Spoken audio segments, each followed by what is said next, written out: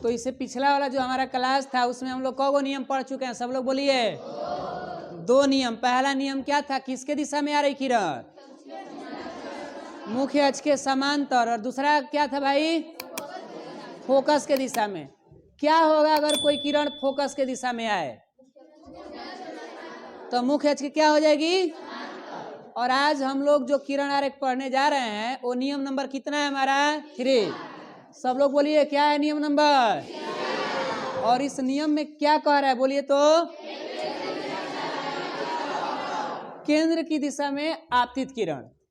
अब भैया ये तो अवतल में हो सकता है या तो उत्तल में।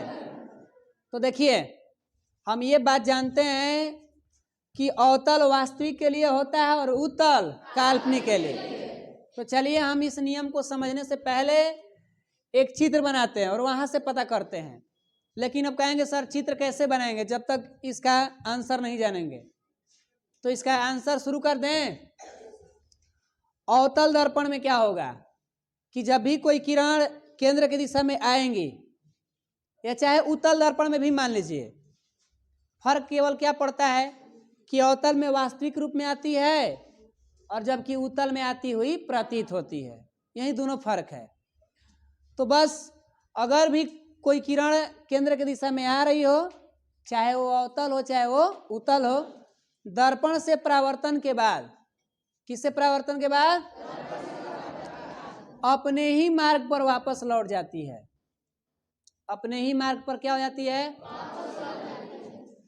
अगर नियम नंबर 3 पूछ रहे हैं हमसे कि क्या होगा अगर कोई किरण केंद्र के दिशा में आए, तो हमारा आंसर क्या होगा कि जब भी कोई किरण केंद्र की दिशा में आएगी और दर्पण से क्या करेगी? टकराकर वो अपने ही मार्ग पर वापस लौट जाएगी। नियम नंबर 3 समझ में आ चुका है क्या? क्या कह रहा है नियम नंबर? केंद्र की दिशा में जब आएगी तो क्या होगा? तो परावर्तन के बाद अपने ही मार्ग पर वापस लौट जाएगी, कहीं भी विचलित नहीं होगी। विचलित का मतलब कहीं मुड़ेगी नहीं। तो चलिए इस बात को हम चलते हैं एक फिगर के तहत देखने कि क्या होता है इसके चित्र में। तो देखिए इसका एक चित्र बना के देख लेते हैं। पहले किस में बनाया चित्र को? अवतल में। ये मेरे पास अवतल का एक तरह से चित्र है। इसका खुद का अपना क्या रहेंगे भाई? मुख्य अक्ष। और यहाँ पर क्या होंगे? ध्रुव होंगे ना। और कुछ दूरी पर मान लीजिए कि यहाँ पर मुख्य फोकस है और यहाँ पर क्या है? सेंटर है। और किरण जो आ रही है किधर से आ रही है? या तो सेंटर का मतलब इधर से ना आएंगी ऐसे या इस तरीका से। मेरे पास 2 ही ऑप्शन है, या तो इधर से आ सकता है या तो इधर से जा सकता है। तो बोलिए हम कोई एक ही ना लेके चलेंगे। तो चलिए ये आ रहा है इधर से सेंटर के दिशा में, ये कोई किरण जा रहा है। थोड़ा सा टेढ़ा हो जा रहा है भाई, चाम के हाथ है देखिएगा। तो जा रहा है किधर? सेंटर के दिशा में गया और सेंटर से होते हुए कहाँ पहुंचेगा? दर्पण पर। अब दर्पण पे भाई परावर्तन होगा कि छेद करके भाग जाएगा? तो परावर्तन होगा तो अपने ही मार्ग पर वापस क्या हो जाएगा? ये अवतल दर्पण में बातें समझ में आ चुकी है क्या? कि जब भी कोई किरण, दर्पण क्या हो? अवतल। जब भी कोई किरण सेंटर के दिशा में जाए और जाते जाते किससे टकराएगा? दर्पण से। तो पुनः अपने ही मार्ग पर वापस क्या हो जाएगा? क्या इस किरण में कहीं विचलन महसूस हो रहा है, कहीं मुड़ा हुआ? तो ये हो चुका। इसी बात को समझते हैं किधर? उत्तल में समझते हैं। उत्तल का पेंट इधर रहेगा ऐसे। इसमें फर्क क्या पड़ता है कि किरण आती हुई प्रतीत होती है। तो इसका अपना खुद कैसे बनेगा? और यहाँ पर मान लीजिए क्या होगा? फोकस। और यहाँ पर मान लीजिए सेंटर। किरण कहाँ से आ रही है? तो इधर से ना आएंगी। कल्पना करिए कि इस तरीके सेंटर की तरफ जा रही है। ऐसे मान लीजिए कि कहाँ जा रही है? सेंटर के दिशा में। डॉट डॉट कर लीजिए ऐसे। सेंटर की दिशा में क्या हो रही है? जा रही है। लेकिन जैसे ही दर्पण के पास आया तो ये दर्पण से क्या करेगा? परावर्तन होगा। और परावर्तन होकर अपने ही मार्ग पर वापस लौट जाएगा। चित्र बन के तैयार। किसी को समस्या क्या? तो आप चित्र को उतार सकते हैं। पहले लिख लीजिए, पहले लिख लीजिए, बोलते हैं।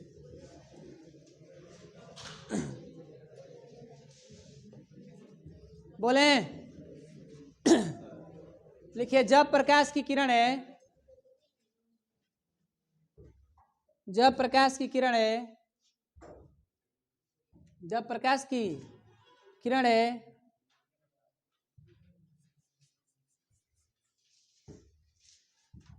केंद्र की दिशा में, केंद्र की दिशा में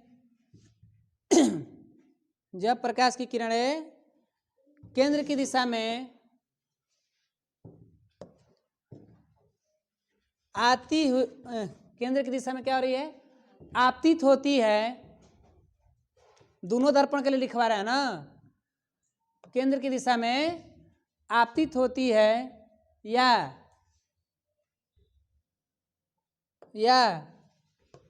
प्रतीत होती है। आपतित होती है या क्या होती है भाई? प्रतीत होती है। तो दर्पण से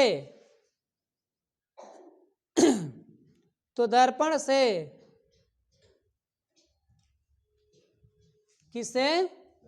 दर्पण से परावर्तन के बाद,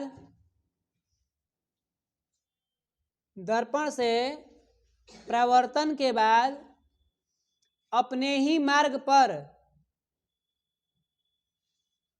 अपने ही मार्ग पर, अपने ही मार्ग पर पुनः वापस लौट जाती है। अपने ही मार्ग पर पुनः कहाँ लौट जाती है? वापस लौट जाती है।